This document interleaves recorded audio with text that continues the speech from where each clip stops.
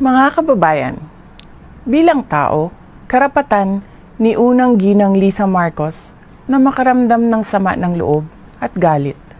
Subalit, ang kanyang personal na damdamin ay walang kinalaman sa aking mandato bilang isang opisyal ng pamahalaan.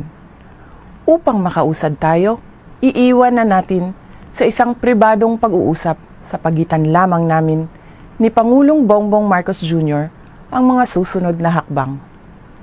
Mga kaigsuunan, nag-atubang ang ato ang nasod ug dagkong mga problema nga kinahanglang solusyonan sa gobyerno. Dapat ay nakatutok tayo sa pagtugon sa mga suliraning hinaharap ng ating bansa. Patuloy ang pagtaas ng presyo ng pagkain at iba pang mga bilihin. At ito ay mas nagpapahirap pa sa dinaranas na gutom o kawalan ng sapat na pagkain ng mahihirap nating kababayan. Nagbabadya rin ang kakulangan ng supply ng tubig at kuryente, habang talamak na naman ang ipinagbabawal na droga.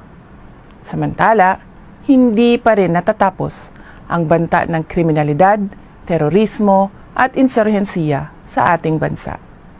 Kini ang mga butang nga angay natong hatagan ug pagtagad. Unahin natin ang Pilipinas. Syukran.